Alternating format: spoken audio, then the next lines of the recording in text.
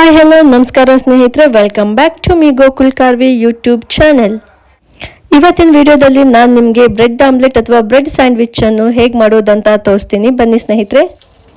ಇದಕ್ಕೆ ಮೊದಲಿಗೆ 2 ಮೆಣಸಿನಕಾಯಿ ಮತ್ತು 2 ಈರುಳ್ಳಿ, ಚಿಕ್ಕ ಗಾತ್ರದ ಈರುಳ್ಳಿಯನ್ನು ತೆಗೆದುಕೊಂಡು ಫ್ರೈ ಮಾಡ್ತಾ ಇದ್ದೀನಿ. ನಾನಿಲ್ಲಿ ಒಂದು 5 ಬ್ರೆಡ್ ಸ್ಯಾಂಡ್ವಿಚ್ ಆಗುವಷ್ಟು ಮಾಡ್ತಾ ಇದ್ದೀನಿ.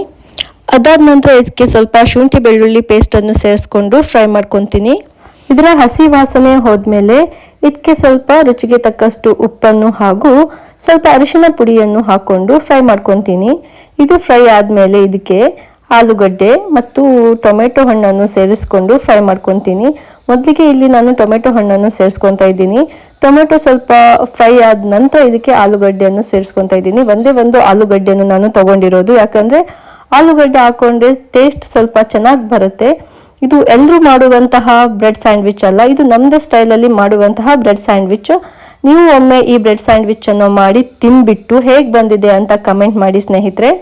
ಇವಾಗ ಈ ಗೊಜ್ಜು ರೆಡಿ ಆಗಿದೆ. ಈ ಹಂತದಲ್ಲಿ ನಾನೀಗ ಇದಕ್ಕೆ ಸ್ವಲ್ಪ ಬಿರಿಯಾನಿ ಪೌಡರನ್ನು ಆ್ಯಡ್ ಮಾಡ್ಕೊತಾ ಇದ್ದೀನಿ. ಇದು ಆಪ್ಷನಲ್, ಬಟ್ ಘಮ ಚೆನ್ನಾಗಿ ಬರುತ್ತೆ ಅನ್ನೋಗೋಸ್ಕರ ನಾನು ಇದನ್ನು ಆ್ಯಡ್ ಮಾಡಿಕೊಂಡು ಮಾಡ್ತಾ ಇರೋದು. ಇವಾಗ ಈ ಗೊಜ್ಜು ರೆಡಿಯಾಗಿದೆ. ಸ್ವಲ್ಪ ಫ್ರೈ ಮಾಡಿಕೊಂಡು ಹಾಗೆ ಕೆಳಗಿಳಿಸ್ತಾ ಇದ್ದೀನಿ. ಇವಾಗ ನಾನು ಬ್ರೆಡ್ ಅನ್ನು ಯಾವ ತರ ಫ್ರೈ ಮಾಡೋದು ಅಂತ ಆ ಪ್ರೊಸೆಸ್ ಅನ್ನು ಕೂಡ ತೋರಿಸ್ತೀನಿ. ಮೊದಲಿಗೆ ನಾನು ಇಲ್ಲಿ 3 ಮೊಟ್ಟೆಯನ್ನು ತೆಗೆದುಕೊಂಡಿದ್ದೀನಿ. 3 ಮೊಟ್ಟೆಗೆ ಸ್ವಲ್ಪ ಉಪ್ಪು ಮತ್ತೆ ಪೆಪ್ಪರ್ ಪೌಡರ್ ಅನ್ನು ಹಾಕೊಂಡು ಬೀಟ್ ಮಾಡ್ಕೊತೀನಿ. ಹಾಗೂ ಈ ಮಿಶ್ರಣಕ್ಕೆ ಸ್ವಲ್ಪ ಹಾಲನ್ನು ಕೂಡ ಸೇರಿಸ್ಕೊತಾ ಇದ್ದೀನಿ. ಹಾಲನ್ನು ಸೇರಿಸ್ಕೊಂಡಾದ ನಂತರ ಇದನ್ನು ಚೆನ್ನಾಗಿ ಬೀಟ್ ಮಾಡ್ಕೋಬೇಕು ಸ್ನೇಹಿತರೆ. ಇವಾಗ ಮೊಟ್ಟೆ ಮಿಶ್ರಣ ರೆಡಿಯಾಗಿದೆ ಸ್ನೇಹಿತರೆ. ಇವಾಗ ನಾವು ಒಂದು ತವಾವನ್ನು ಗ್ಯಾಸ್ ಮೇಲೆ ಇಟ್ಕೊಂಡು ಅದು ಬಿಸಿ ಆದ ನಂತರ ನಾವು ತೆಗೆದುಕೊಂಡಿರುವಂತಹ ಬ್ರೆಡ್ ಅನ್ನು ಈ ಮೊಟ್ಟೆ ಮಿಶ್ರಣದಲ್ಲಿ ಡಿಪ್ ಮಾಡಿ ಅದನ್ನು ತವಾದ ಮೇಲೆ ಫ್ರೈ ಮಾಡ್ಕೋಬೇಕು. ಬ್ರೆಡ್ ಒಂದು ಸೈಡ್ ಫ್ರೈ ಆದ ಮೇಲೆ ಅದನ್ನು ಇನ್ನೊಂದು ಸೈಡ್ಗೆ ಫ್ರೈ ಮಾಡಲಿಕ್ಕೆ ಉಲ್ಟಾ ಮಾಡ್ಕೋಬೇಕು.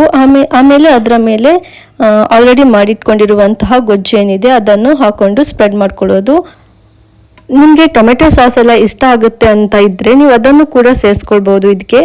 ಹಾಗೂ ಕುಕುಂಬರ್ ಕೂಡ ಇದರಲ್ಲಿ ಆ್ಯಡ್ ಮಾಡ್ಕೋಬಹುದು.